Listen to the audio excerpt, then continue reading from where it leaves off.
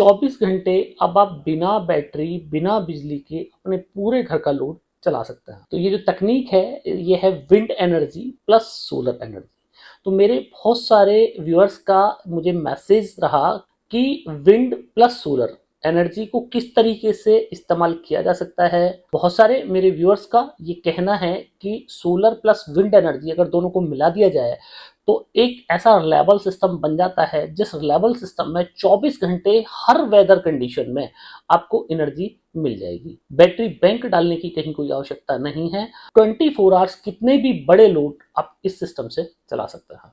तो फ्रेंड्स, आज इस वीडियो में मैं आपको बताने जा रहा हूं कि विंड एनर्जी की वो कौन सी तकनीक है जो कि सोलर सिस्टम के साथ में कंपैक्ट होती है, किस तरीके से आप wind energy plus solar energy दोनों को एक जगह करके लाइफ टाइम ग्रिड फ्री हो सकते हैं। तो फ्रेंड्स, मैं हूं दीपक चौधरी और आप लोगों से रिक्वेस्ट कि आप लोगों को मेरा वीडियो पसंद आए तो इस वीडियो को लाइक और अन्य लोगों तक भी शेयर करें ताकि इस जानकारी का लाभ ज्यादा से ज्यादा लोग ले पाए।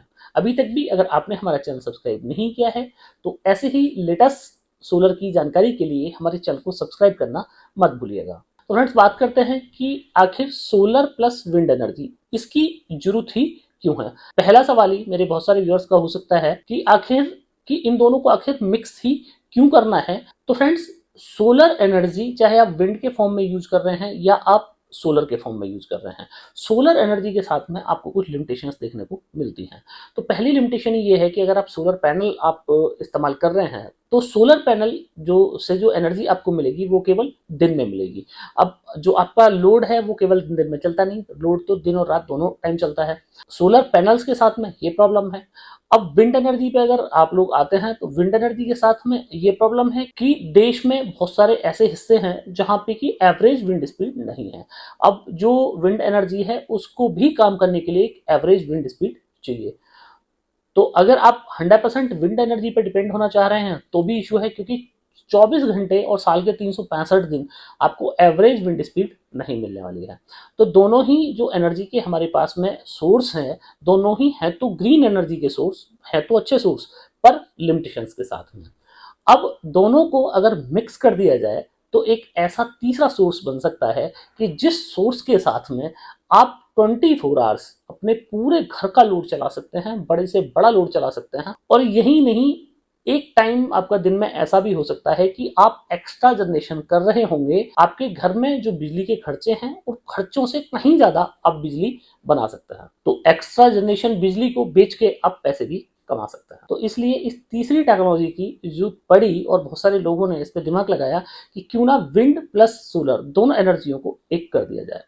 इंडिया में ये कॉन्सेप्ट नया हो सकता है, पर इंडिया के बाहर बहुत सारी कंट्रीज में ऑलरेडी ये जो कॉन्सेप्ट है ये चल रहा है। बहुत सारी कंपनियां इस तरह के प्रोडक्ट्स भी बनाती हैं और इंडिया के बाहर बहुत सारी कंट्रीज में सक्सेसफुल इस तरह के फॉर्म्स भी लगे हुए हैं और डोमेस्टिक में भी बहुत सारे लोग इस टेक्नोलॉजी को इस्तेमाल करते हैं।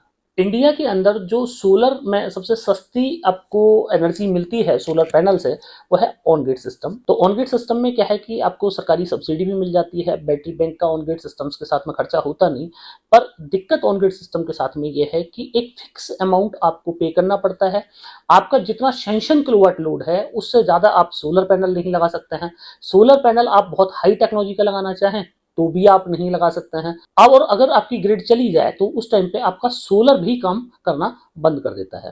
तो एडवांटेज तो ऑन ग्रिड सिस्टम्स में कई सारे मिल जाते हैं, पर दिक्कत यह है कि उन एडवांटेज को लिमिट कर दिया गया है।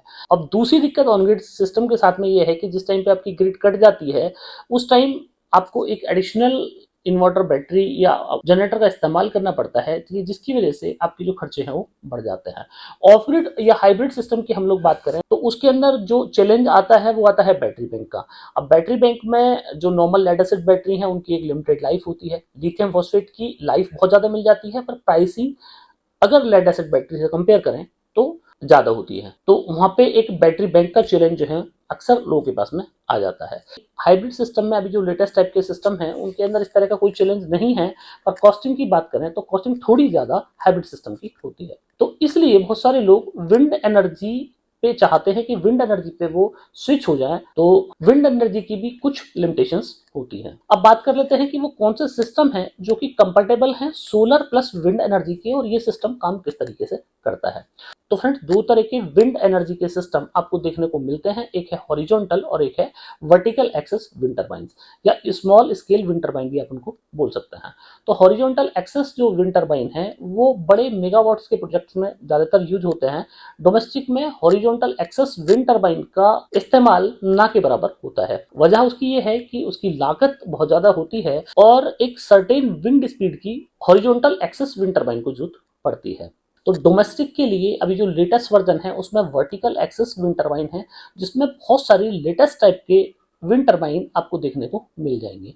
कुछ विंड टरबाइन का यहाँ तक दावा है कि 3 माइल पर सेकंड की विंड स्पीड में भी उनका वर्टिकल एक्सेस विंड टरबाइन काम करता है, एनर्जी जनरेट करता है। तो विंड टरबाइन लगाने के लिए सबसे पहली जरूरत आपको यह है, तो विंड टरबाइन लगाने के लिए अगर आप अपने घर पे लगाना चाहते हैं तो उसके साथ में कुछ आपको कंडीशंस हैं जिनको आपको फॉलो करना पड़ेगा। तो उसमें सबसे पहली कंडीशन ये है कि आप ऐसी जगह पर रहते हो जहाँ पे एक नॉमिनल आपको विंड स्पीड जरूर मिल जाती हो। भारत में कुछ ही ऐसे एरिया हैं जहाँ पे जो एवरेज विंड स्पीड है वो 6 एम की आपको स्पीड मिल जाती है। पर अगर पूरे इंडिया में बात करें तो पूरे इंडिया में बहुत सारे जो बड़े राज्य हैं वहाँ पे मिनिमम एवरेज विंड स्पीड भी नहीं मिल पाती है। तो विंड टरबाइन लगाने के लिए ये आपकी पहली रिक्वायरमेंट होती है। तो जो लेटेस्ट टाइप के वर्टिकल एक्सेस विंड टरबाइन है उसमें बहुत खूबसूरत टाइप के बहुत सारे वर्टिकल एक्सेस विंड टरबाइन आपको देखने को मिलेंगे, पर अनफॉर्चुनेटली इंडिया में उस तरह की टेक्नोलॉजी अभी अवेलेबल नहीं है। इस तरह के जो लेटेस्ट टाइप के वर्टिकल एक्सेस विंड टरबाइन हैं जो कि दिखने में बहुत खूबसूरत हैं, एवरेज विंड स्पीड पे भी काम करते हैं, मेंटेनेंस बहुत कम है और हाइब्रिड सिस्टम को भी सपोर्ट करते हैं। Wind energy plus solar energy दोनों को मिला के एक जो सिस्टम बनता है उसको हाइब्रिड सोलर सिस्टम बोला जाता है। और इंडिया से बाहर बहुत सारी कंपनियां इस तरह के जो स्मॉल स्केल विंड टरबाइन है वो बनाती हैं। तो अगर आपने मेरा प्रीवियस वीडियो देखा हो विंड टरबाइन के ऊपर तो मैंने कई सारी कंपनियों के लेटेस्ट टेक्नोलॉजी के विंड टरबाइन आपको बताए हैं, उनकी स्पेसिफिकेशन, प्राइसिंग, कहाँ आपको मिलेगा, वो सारी डिटेल्स मैंने अपनी प्रीवियस वीडियोज में दी हैं। तो अगर आपने मेरा वो वीडियो नहीं देखा है तो इस वीडियो के बाद में आप वो वाला वीडियो भी देख सकते हैं। अब बात आ जाती है कि वो कौन से सिस्टम है जो सोलर प्लस विंड एनर्जी दोनों के साथ में चल सकता है। तो फ्रेंड्स इस हाइब्रिड सिस्टम में दो चीजें लगाई जाती हैं, एक तरफ सोलर पैनल लगाया जाता है और दूसरी तरफ मिनी विंड टरबाइन है वो आपका लगाया जाता है। तो मिनी विंड टरबाइन से जो करंट हमें मिलता है उसको एक हाइब्रिड कंट्रोलर में ले जाया जाता है और ये जो हाइब्रिड कंट्रोलर है ये एमपीपीटी कंट्रोलर होता है। अब इसी एमपीपीटी हाइब्रिड कंट्रोलर में जो सोलर सिस्टम लगा हुआ होता है उससे भी जो दो वायर आते हैं वो भी इसी सिस्टम में लगाए जाते हैं और बैटरी बैंक भी इसी सिस्टम में लगाया जाता है। तो अगर आपको अपने घर के डोमेस्टिक लोड चलाने हैं तो उसके लिए आप अपने इन्वर्टर से चला सकते हैं। बाकी आपको कुछ इस तरह के लोड चलाने हैं लाइक आपको मोटर वगैरह चलानी है तो उसके लिए आपका इन्वर्टर उतना कैपेबल नहीं होता है। इस इन्वर्टर में आपको वो पॉइंट भी मिलते हैं जिनसे आप अपने मोटर वाले लोड भी चला सकते हैं। अब बात आती है कि ये आखिर काम कैसे करता है। तो फ्रेंड्स जैसे कि आप लोग समझते हैं कि जो विंड एनर्जी है, विंड एनर्जी में जो मैकेनिकल एनर्जी है उसको इलेक्ट्रिकल एनर्जी में कन्वर्ट किया जाता है। तो जब भी विंड टरबाइन घूमता है तो उसके अंदर एक जनरल लैंग्वेज में मैं आपको बताऊं तो आप ये मान सकते हैं कि ऑल्टरनेटर लगा हुआ है। तो जैसे कि आप लोग जानते हैं कि ऑल्टरनेटर जो है वो आपको करंट और एम्पियर दोनों देता है। अब ये ऑल्टरनेटर कितने वोल्ट और कितने एम्पियर देता है वो डिपेंड करता है कि जो विंड स्पीड है वो क्या रहेगी। स्मॉल स्केल विंड एनर्जी का सिस्टम है वो 220 से 240 वोल्ट पे करीब 3 से 5 एम्पियर तक निकाल देता है। इस कंट्रोलर में एक तरफ आपको जो विंड टरबाइन है उसके वोल्ट और एम्पियर मिल जाते हैं और दूसरी तरफ इसमें सोलर के वोल्ट और एम्पियर मिल जाते हैं। अब ये जो हाइब्रिड इन्वर्टर है ये दोनों वोल्ट और एम्पियर को सिंक कर लेता है और जितना भी लोड आपको आगे चलाना है उतने लोड को आप डायरेक्टली भी चला सकते हैं और जो बाकी बची हुई आपकी एक्स्ट्रा एनर्जी है उस एनर्जी को आप बैटरी में भी डाल सकते हैं। इस कंट्रोलर के आगे यहीं पे एक हाइब्रिड इन्वर्टर भी आप डाल सकते हैं कि जिसके थ्रू एक्स्ट्रा हुए जनरेशन को आप ग्रिड में भी एक्सपोर्ट कर सकते हैं या सब मीटर लगा के किसी भी अपने पड़ोसी को दे सकते हैं। तो ये इसका काम करने का तरीका है कि किस तरीके से ये सिस्टम काम करता है। अब बात यह है कि इसके लिए क्या क्या कंपोनेंट की आवश्यकता पड़ती है। तो इसके लिए मेनली आपको 6 चीजों की जरूरत पड़ती है जिसमें सबसे पहले विंड टरबाइन, उसके बाद में सोलर पैनल, आपको कंट्रोलर, इन्वर्टर, बैटरी और एसेसरीज। ये सारी जो कंपोनेंट्स हैं इस सिस्टम को चलाने के लिए ये सारे लगते हैं। अब बात कर लेते हैं कि इस सिस्टम के जो एडवांटेज हैं वो क्या क्या हैं। तो फ्रेंड्स, इस सिस्टम के जो एडवांटेज हैं वो ये है कि, तो अगर मैं 365 दिन की बात ना करके आपसे अगर बोलूं कि साल के 340 दिन ये सिस्टम आपको इंटरप्टेड सप्लाई दे सकता है, तो डेफिनेटली ये बात कहीं भी झूठ नहीं है। 24 घंटे में आपको उतनी एनर्जी दे सकता है जितनी कि आपको अपने घर के लिए आवश्यकता पड़ती है। तो ये इसका एक एडवांटेज है।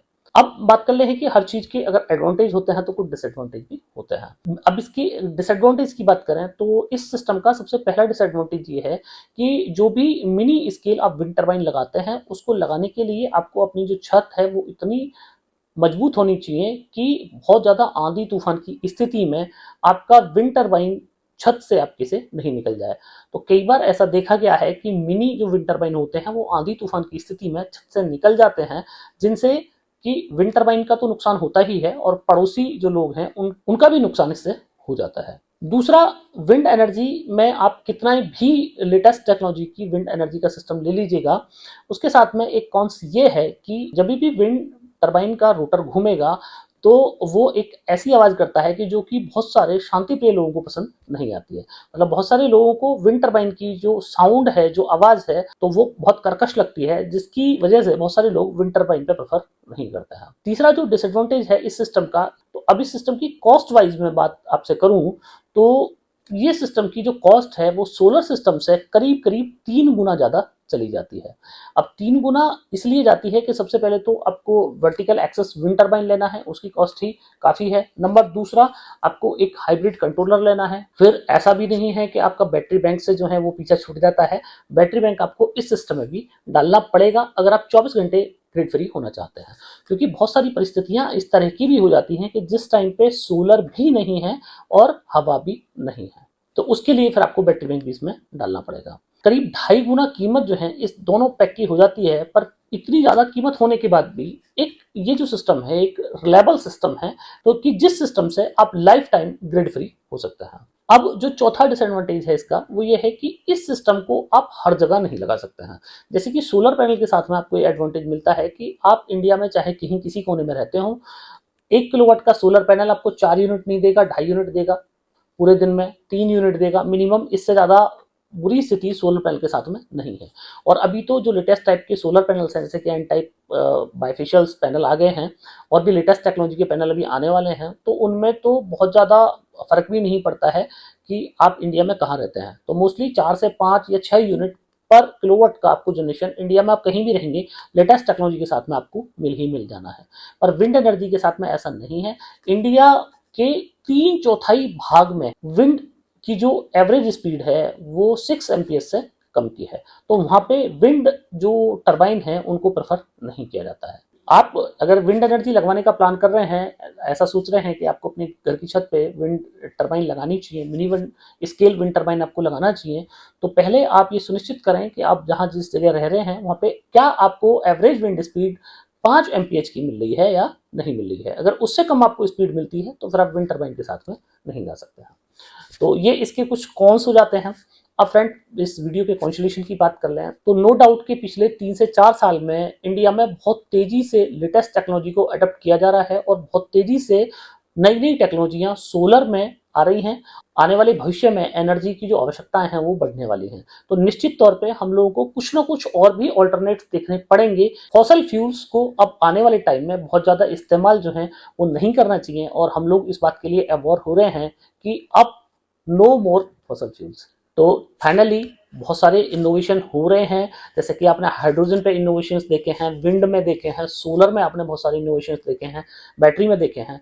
तो डेफिनेटली आने वाले टाइम में हम इस तरह का कोई ना कोई माइलस्टोन जरूर हासिल कर लेंगे कि ग्रीन एनर्जी में हम लोग कहीं ना कहीं दुनिया को लीड कर रहे होंगे। फ्रेंड्स, वीडियो के लास्ट में आपका एक सवाल ये हो सकता है कि अगर आपको इस तरह के विंड टर्बाइंस अगर लेने हैं जो हाइब्रिड सिस्टम्स हैं, तो आप कहाँ से लें और उनकी कीमत क्या रहने वाली है। तो फ्रेंड्स, जैसे कि मैंने आपको वीडियो में ही बताया कि इस तरह के जो विंड टर्बाइंस हैं उनको इंडिया में बहुत सारी कंपनियां नहीं बनाती हैं। 1-2 कंपनियां इंडिया में उसको बना रही हैं, जो कि बहुत ज़्यादा अभी उस पैमाने पे ना तो उनका मैन्युफैक्चरिंग है और ना ही वो उनकी टेक्नोलॉजी इतनी सफल है। और इंडिया से बाहर बहुत सारी कंपनियों ने जो अच्छे विंड टर्बाइन्स बनाए हैं, वो डेफिनेटली इंडिया में अभी आने में थोड़ा सा समय लग सकता है, पर आई होप कि 2023 के लास्ट तक बहुत सारे नए विंड टर्बाइन आपको इंडिया में देखने को मिल सकता है। अगर मैं कीमत की बात करूं तो अच्छे विंड टर्बाइन की जो कीमत है वो करीब 80,000 रुपए से 1 लाख प्रति किलोवाट के रेट से आपको अभी ये विंड टर्बाइंस मिल सकते हैं। आने वाले भविष्य में निश्चित है कि विंड टर्बाइंस की कीमतें कम होंगी, जैसे कि अभी आपने देखा सोलर पैनल की कीमतें भी काफी कम हो गई हैं, तो इसी तरह विंड टर्बाइन की कीमतें भी आने वाले टाइम में कम होने की पूरी पूरी संभावना है। तो फ्रेंड्स, मुझे पूरी उम्मीद है कि आपको मेरा ये वीडियो बहुत पसंद आया होगा। वीडियो अगर पसंद आया हो तो इस वीडियो को लाइक और अन्य लोगों तक शेयर करना ना भूलिएगा, ताकि इस जानकारी का लाभ ज़्यादा से ज़्यादा लोग ले पाएँ। अभी तक भी अगर आपने हमारा चैनल सब्सक्राइब नहीं किया है तो कृपया चैनल को सब्सक्राइब करना मत भूलिएगा। मिलते हैं अगली वीडियो में।